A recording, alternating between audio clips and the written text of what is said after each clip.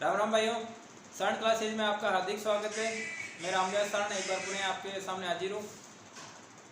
उम्मीद है आप सब ठीक होंगे। और तो आज हम शुरू करते हैं मेव किसान आंदोलन। तो मेव किसान आंदोलन,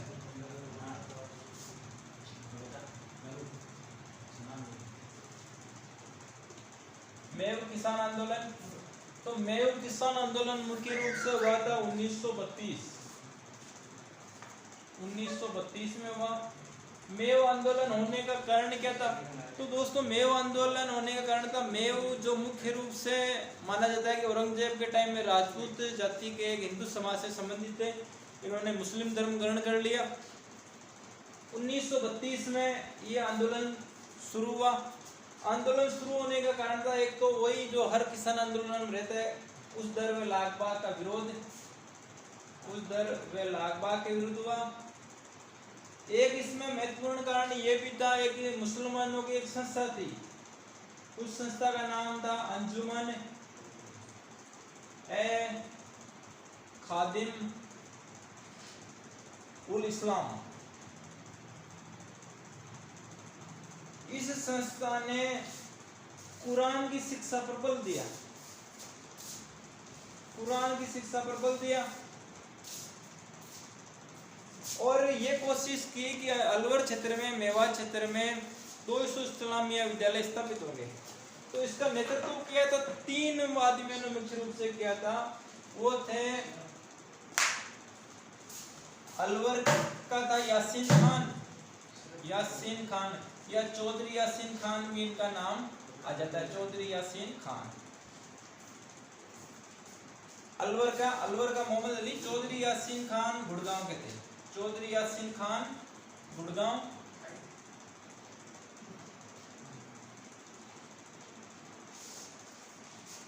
अलवर के थे इसमें मोहम्मद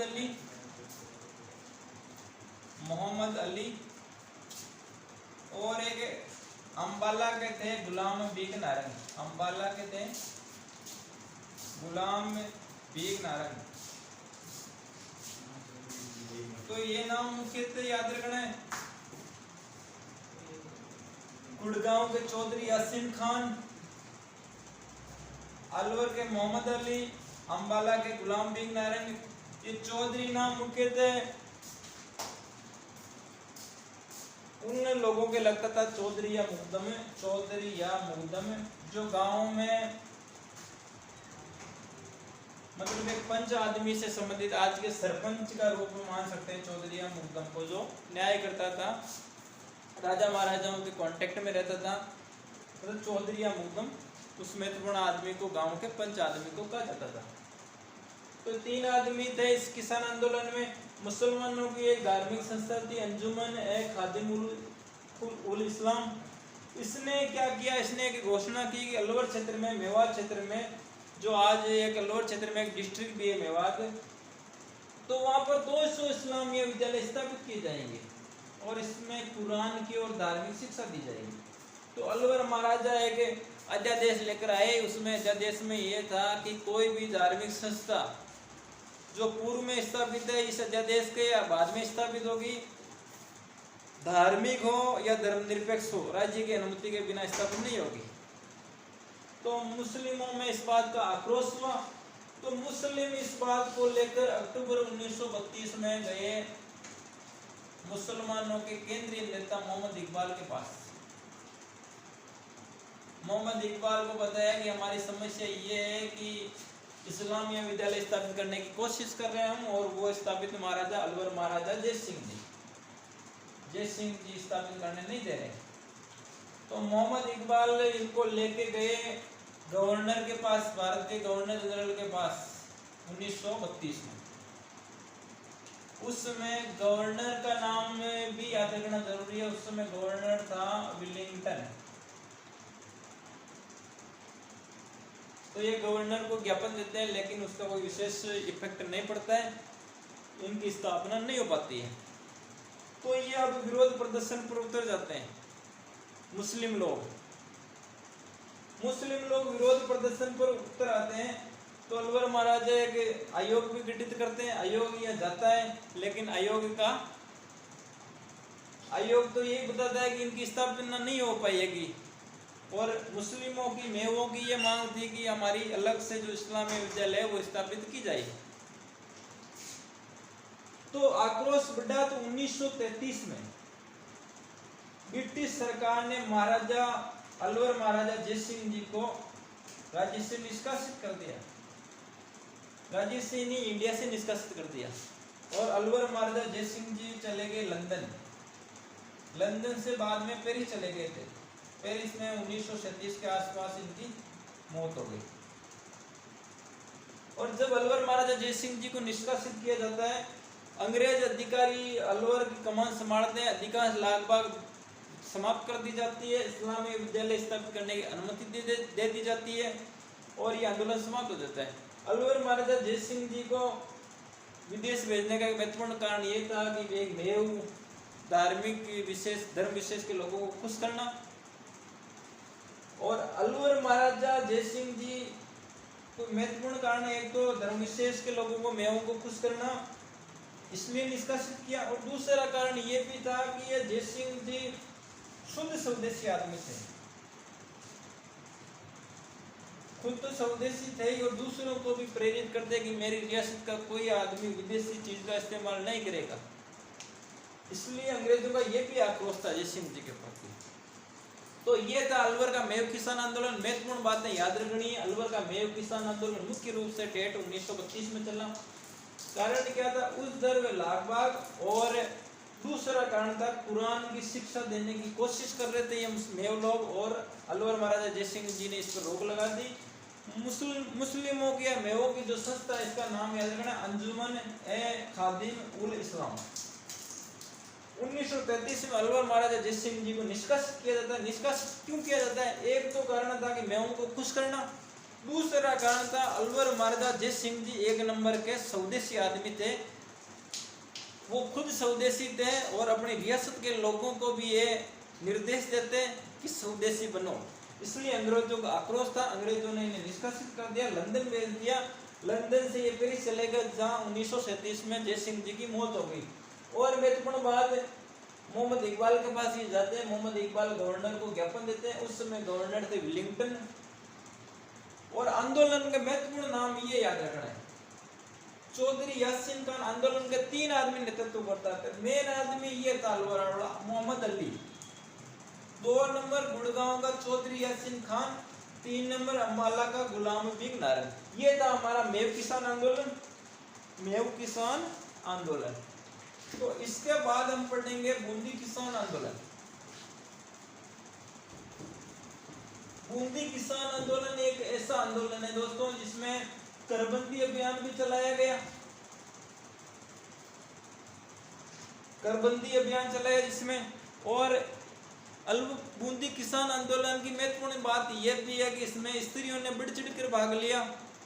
इसकी शुरुआत हुई 1922 में, 27 तक चला। 27 में राजस्थान सेवा संघ का विघटन हो गया था, इसलिए आंदोलन बंद हो गया। इसमें एक पंडित जी थे, उनका महत्वपूर्ण योगदान रहा, जो हाड़ती संघ के प्रमुख थे। पंडित नैनूराम शर्मा, नानक जी भील, देवाराम गुर्जर शहीद हो जाते हैं। डाबी किसान आंदोलन का संबंध इससे ही है। बरड और डाबी इसका महत्वपूर्ण केंद्र था। तो अब हम पढ़ते हैं बूंदी किसान आंदोलन।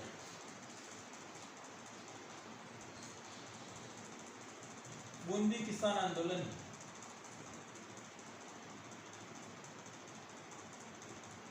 एक नंबर बात, बूंदी किसान आंदोलन की शुरुआत हुई 1922 में। आंदोलन कब तक चला? 1927 तक। जो महत्वपूर्ण डेट होगी मैं आपको विशेष फोकस करके बता रहा हूँ, याद रखना।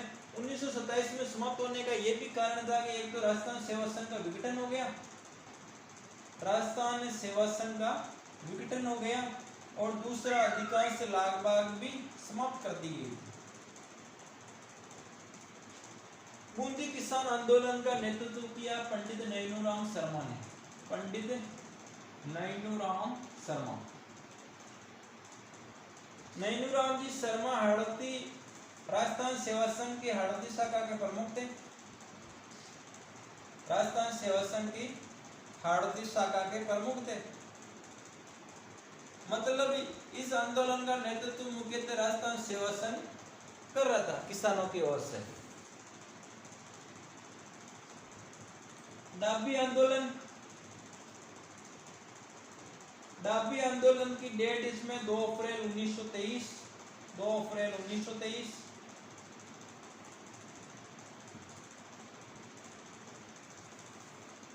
जो किसान शहीद हुए नानक भील देवाराम गुर्जर, ये इसके बारे में अभी लिख रहा हूँ, विस्तार से बता दूंगा। नानक भील और देवाराम गुर्जर, देवालाल गुर्जर या देवाराम गुर्जर। एक जागीरदार था, रणवीर सिंह नामक जागीरदार था, इसका भी इस आंदोलन में महत्वपूर्ण योगदान रहा, रणवीर सिंह जागीरदार का। बूंदी आंदोलन का मुख्यतः केंद्र था। सर्वप्रथम ये आंदोलन चला बरड़ और बाद में मेन केंद्र बना डाबी। मतलब शुरुआत हुई बरड़ से और बाद में मेन केंद्र बना डाबी। बरड़ से शुरुआत हुई, बरड़ और डाबी दोनों बूंदी में। तरुण राजस्थान नामक अखबार में भी इसका वर्णन मिलता है। तरुण राजस्थान अखबार में इसका वर्णन मिलता है। एक महत्वपूर्ण क्वेश्चन इससे मिलता जुलता ये आता है कि करबंदी अभियान किस किसान आंदोलन में चला? तो बूंदी किसान आंदोलन। बूंदी के किसानों ने ये स्पष्ट रूप से मना ही कर दिया था कि कर तो हम देंगे ही नहीं। एक महत्वपूर्ण बात है कि महिलाओं ने बढ़ चढ़कर किस आंदोलन में भाग लिया? ये आंदोलन महिलाओं ने बढ़ चढ़कर भाग लिया। इस आंदोलन का महत्वपूर्ण कारण भी यही था, एक नंबर तो लागबाग और दूसरा महिलाओं के विरुद्ध अत्याचार। इस आंदोलन का भी महत्वपूर्ण कारण था। तो बरड़ या डाबी किसान आंदोलन हुआ था 2 अप्रैल 1923 को। इस किसान आंदोलन का नेतृत्व कर रहे थे देवालाल गुर्जर और नानक जी भील। नानक भील और देवालाल गुर्जर। तो एक गीत का नाम सुना होगा, विजय सिंह पथिक ने गीत गाया था पंछीड़ा। पंछीड़ा गीत गाया था। तो नानक जी भील देवालाल गुर्जर जब डाबी में आंदोलन हुआ तो ये पंछीड़ा नहीं, झंडा गीत गाया था। पंछीड़ा गीत गाया था मणिकेलाल वर्मा ने। पंछीड़ा गीत गाया था मणिकेलाल वर्मा ने। मणिकेलाल वर्मा ने और पंछीड़ा, और एक था अर्जी नामक गीत। 2 गीत लिखे थे मणिकेलाल वर्मा ने।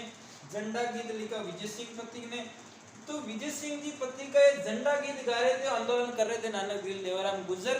तभी बूंदी का पुलिस अधीक्षक आता है इकराम हुसैन, पुलिस अधीक्षक या जो वर्तमान में हम एसपी कहते हैं। इकराम हुसैन किसानों को आदेश देता है कि आंदोलन बंद करें, लेकिन किसानों ने कहा कुछ भी हो, चाहे मौत के घाट उतार दिया जाए, लेकिन आंदोलन समाप्त नहीं करेंगे। तो इकराम हुसैन किसानों पर गोलीबारी का आदेश दे देता है। तो आंदोलन का नेतृत्व कर रहे नानक भील देवाराम गुर्जर, दोनों पर गोली मार दी जाती है। इस महत्वपूर्ण बात यह रही कि नानक भील के हाथ में जो झंडा था वो हाथ में ही रह गया और केवल सीधा था। तो विजय सिंह जी पथिक ने जब झंडा गीत गाया तो इसमें बात कही थी, हमारा आन बान शान है, सब रहे, हमारा झंडा हमेशा सीधा रहे। तो वो बात साबित हो गई, झंडा सीधा रह गया। तो फिर मणिकेलाल वर्मा ने इस झंडा गीत के लिए, नानक जी भील के लिए गीत गाया, अर्जी गीत। नानक जी भील के लिए कौन सा गीत लिखा? अर्जी गीत लिखा, उनकी याद में अर्जी गीत लिखा। तो एक बार पुनः देख लेते हैं महत्वपूर्ण बातें। बूंदी किसान आंदोलन की शुरुआत हुई 1922 में, 27 तक चला। किसानों की ओर से नेतृत्व कर रहा था राजस्थान सेवा संघ। राजस्थान सेवा संघ का 1927 में विघटन हो गया था। एक तो महत्वपूर्ण कारण ये भी था 27 में किसान आंदोलन समाप्त होने का कि राजस्थान सेवा संघ जो आंदोलन नेतृत्व कर रहा था उनमें विजय सिंह जी पथिक और अन्य नेताओं के बीच विवाद हो जाता है, उसका विघटन हो जाता है, इसलिए समाप्त हो गया। और दूसरा महत्वपूर्ण कारण किसान आंदोलन समाप्त होने का, अधिकांश लागबाग भी समाप्त कर दी गई थी। इस आंदोलन का नेतृत्व कर रहे थे पंडित नैनूराम शर्मा। पंडित नैनूराम शर्मा राजस्थान सेवा संघ के हड़ती शाखा के प्रमुख थे। और डाबी आंदोलन की डेट है 2 अप्रैल 1923। 2 अप्रैल 1923 ये महत्वपूर्ण डेट है, इसको याद रखना जरूरी है। 2 अप्रैल, इस 2 को ले लो, चौथा महीना तो 3 और 1 4, कैसे भी बनाओ, अपना तरीका बना लो, लेकिन डेट याद रखनी चाहिए 2 अप्रैल 1923। डाबी आंदोलन, डाबी आंदोलन में नेतृत्व कर रहे थे नानक भील, देवालाल गुर्जर, ये दोनों शहीद हो जाते हैं। इनकी याद में मणिकेलाल वर्मा द्वारा पर्ची नामक गीत लिखा जाता है। नानक जी भील की याद में मणिकेलाल वर्मा द्वारा अर्जी गीत लिखा जाता है, ये याद रखना है। मणिकेलाल वर्मा 2 गीत लिखते हैं, अर्जी और बंसीड़ा, और झंडा गीत जो लिखते हैं वो लिखते हैं विजय सिंह पथिक। या तो हो गया आंदोलन का केंद्र था बरड और डाबी, रणवीर सिंह नामक जागीरदार का इसमें महत्वपूर्ण योगदान रहा। महिलाओं ने बढ़ चढ़कर भाग लिया, करबंदी अभियान भी चलाया गया। ये था हमारा बूंदी किसान आंदोलन। जय हिंद, जय भारत, राम राम साहब।